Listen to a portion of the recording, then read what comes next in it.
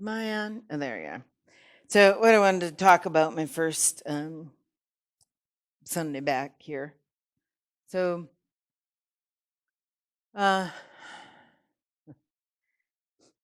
I don't know that all of you know this about me and my background, but 20 some years ago, at one of my churches, the church helped finance my going to massage school. I'd already been doing it untrained. I was strong and I was dangerous. I've been receiving it because of all my headaches and concussions and all that stuff, and was doing it on people, but I needed to refine my skills. I went to school. The church helped pay for the costs and gave me the time and the space to do that, and then I've used it over the years really as a tool in prayer and healing and laying on of hands. What I discovered more deeply about myself and gifts is that I have some gifts in my hands for healing and for seeing um, people's stories and spirits that get revealed to me in that encounter of the physical touch. It's not hocus pocus. Okay, sorry, but and some of you may not understand all that. That's okay. That's all right. Um, so when John and I went, and John is a licensed acupuncturist. He was a doctor in acupuncture in New Mexico, and practiced back here. So before we got married, he just didn't keep the license up, and he also has some of the energy work kind of background, and so that was part of what we thought we were going to be doing in this medical trip, something that people were sort of asking for, some kind of additional holistic kind of training that they could be healthier in a different application without the medicine access that they don't really have much access to anyway. So new to the medical team, the first day over there, we weren't used for that at all. It wasn't built into the setup. The second day, um, I can't remember how it started, but it started somehow. I put my hands on somebody that was complaining about, I think, some back pain that day.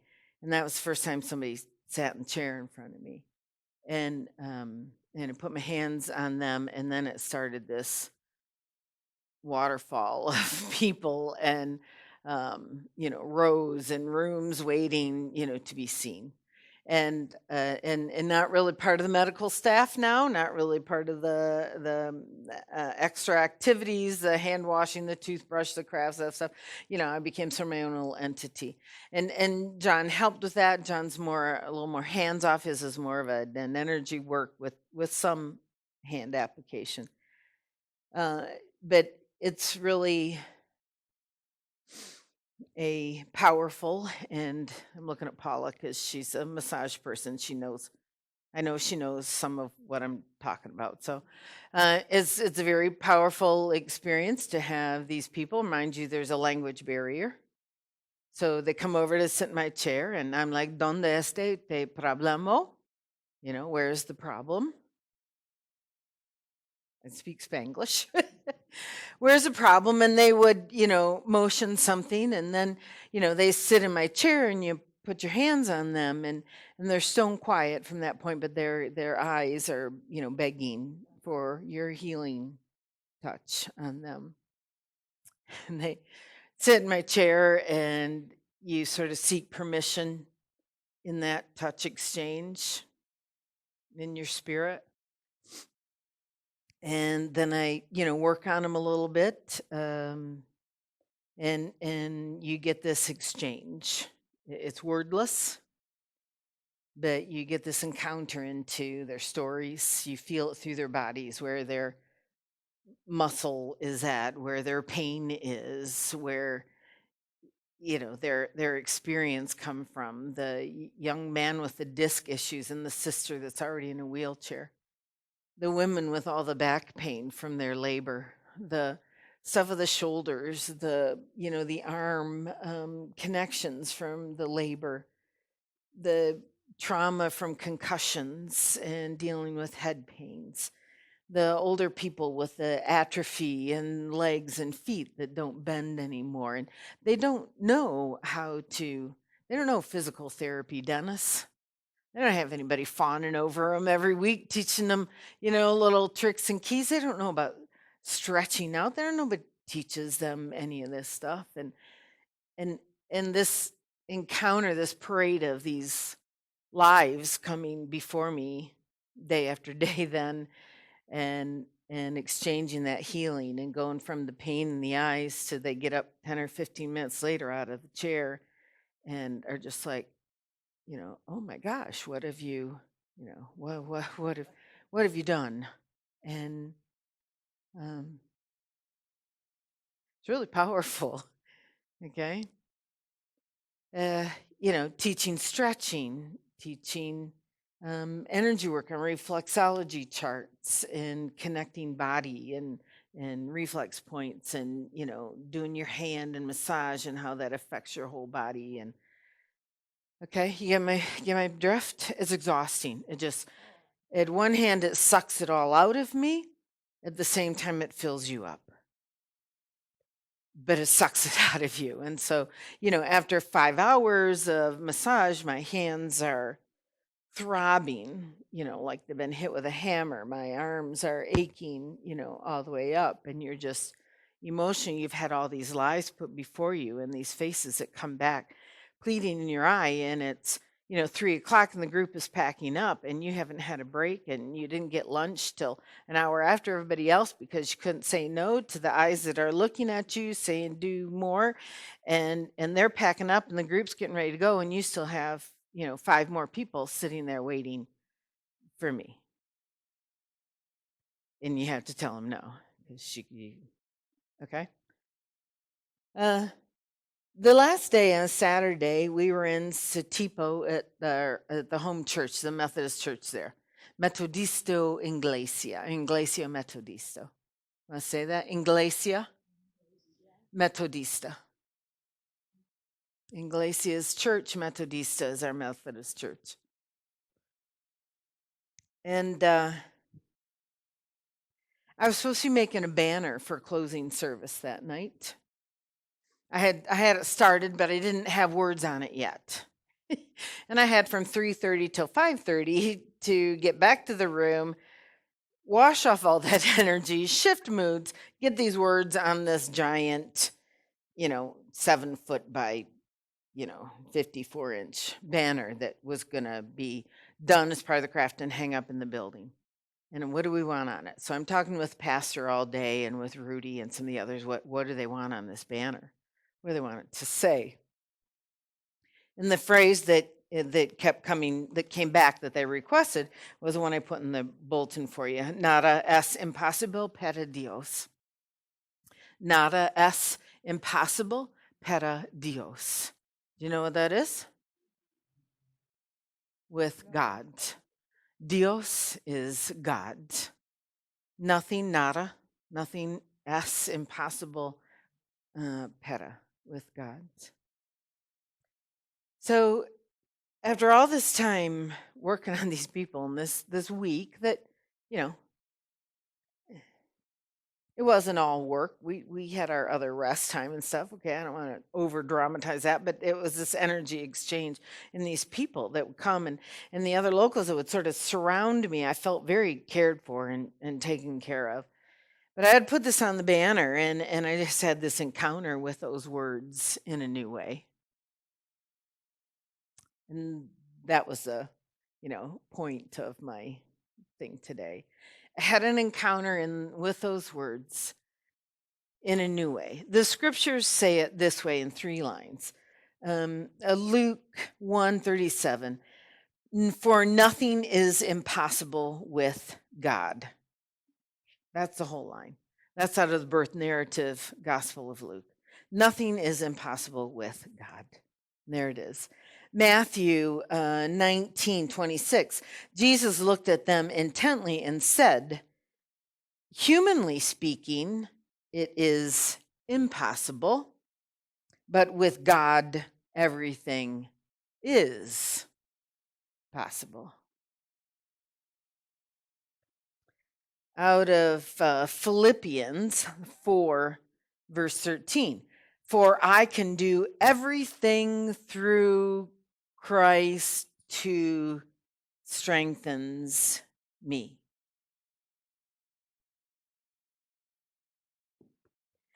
The hard place it would hit me is I had just put hands on all these tiny people. They're little. You're a mammoth giant in their presence, Dennis.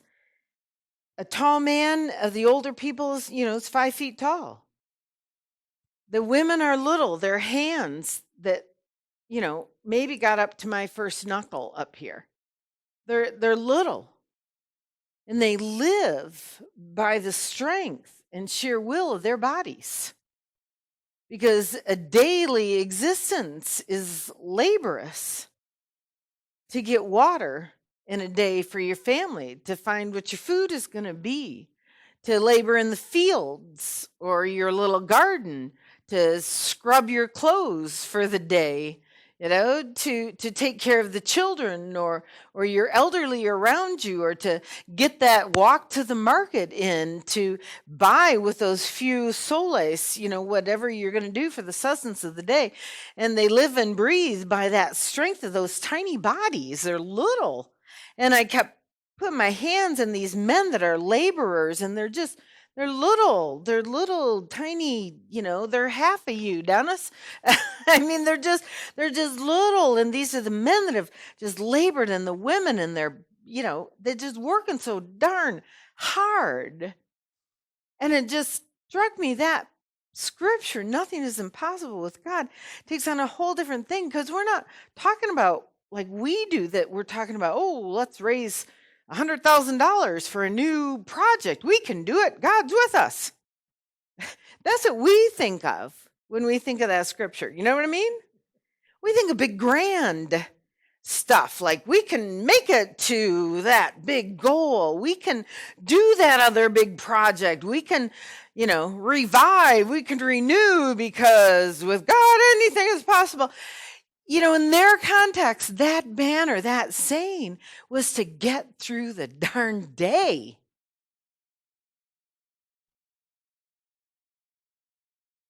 Sort of where Becky's been, okay?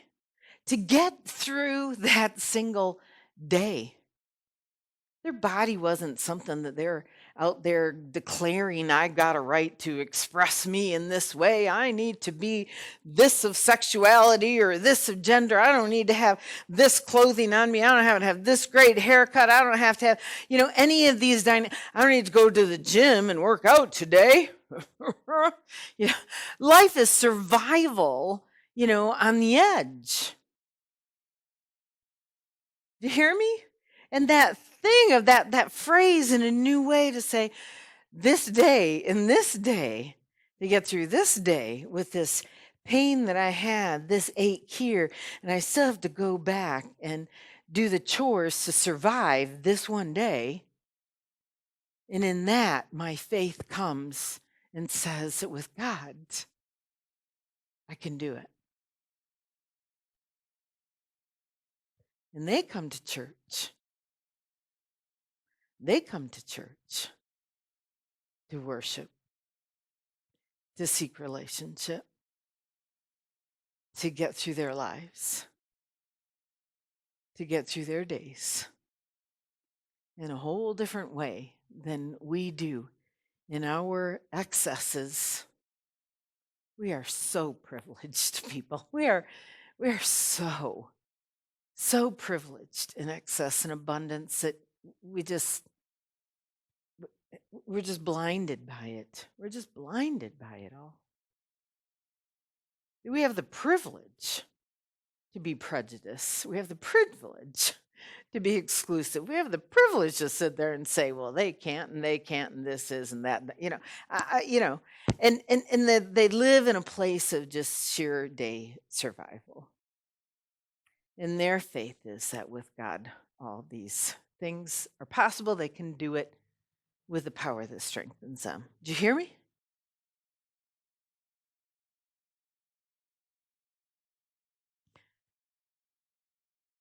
Since I've been back, You always have a different kind of reaction when you come back, that you feel changed in, whatever different way. And we were back down, we got back late Wednesday night. We're back Thursday night. John had to, play in Midland, right? Back in the gig. Gotta play music. Um, and that's okay. And our friends there, are like, oh, I don't know how you can do it. How do you do that? I couldn't do it. Like, you couldn't do what? I hear a lot of people have said this to me. Oh, I couldn't go do a trip like that. I don't understand. Some of you probably thinking that same thing right now, right? I couldn't do a trip like that. Well, careful what you're wishing for. Paula came pretty close. But people's response is, oh, I couldn't do that. I'm like, well, what about it couldn't you do? You can't travel. You like to travel, right? You can't go. So you can. Okay, the biggest weird difference was you didn't flush your toilet paper. Because their septic system couldn't hold it, so you'd put a little wastebasket, Okay, and drink some bottled water. But what is it that we can't do? What did we just get done reading the scripture of and saying that with God, all things are possible? And what is it in our excessive privileges? We sit there and look at somebody else in other parts of the world or in our own, environment and think, oh, we couldn't do that. We couldn't go invite somebody to church. We can't go step outside and reach beyond our bounds. Well, we can't learn something new. We can't practice our faith in some new way. We can't be open to that kind of a change. Well, what do you mean you can't do that? Oh, I could never do that. Come on now.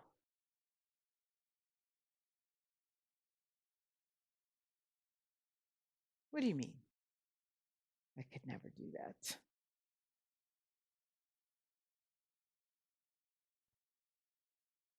I could never lead that group. I could never make that happen. I couldn't be part of that. I couldn't make that change, that commitment. I couldn't grow in that new way or direction.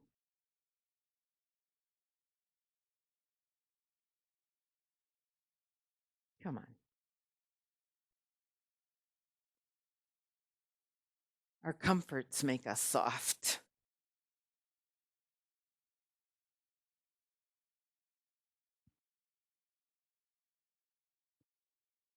Because are we a people of faith or aren't we?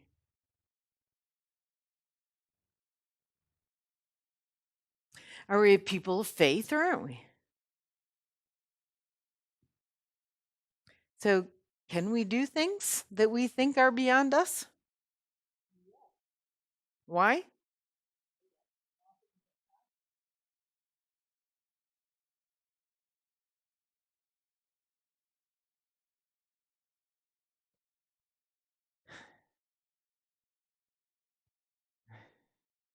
We call them poor, third world country, underdeveloped, less privileged. But in many regards, they've got something right that we don't. And that is that intensity, that living on the edge, that other place of reliance that keeps them closer in faith, that we have the privilege of just wandering in and out of willy-nilly at what pleases us and what's convenient.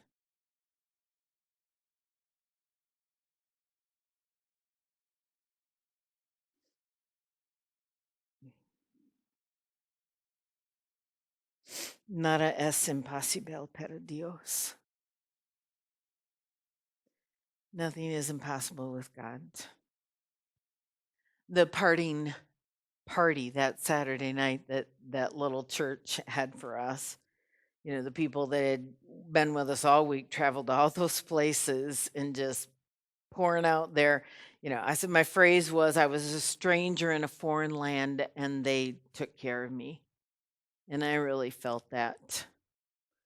And that going away party that night, John and I got to sing some music and hung out with these, young people I'd taught some music to that week, and we played games. I brought in clowns, and we played games with clowns, and and my banner was there, and the banner came down, and everybody buzzed around in this amazing energy, and we traced hands, onto the banner. You'll see pictures of it next week.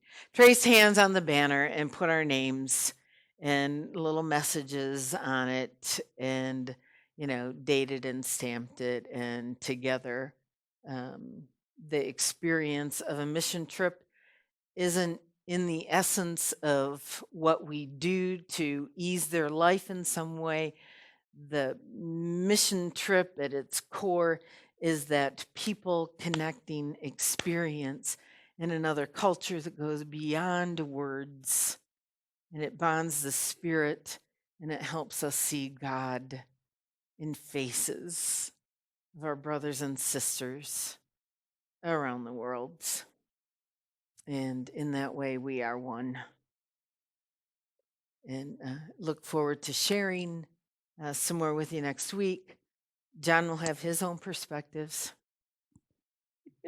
Yes, he got sick for 2 days, and that's the first thing he likes to tell everybody.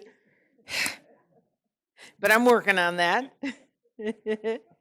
and I really, appreciate your financial support that helped John and I go, especially that John got to go do this for his first time. I appreciate your financial support, your emotional support, your interest, your passion, your connection. Um, I showed them pictures of you. They saw our church inside and out. You were there with us, and you are part of a connection.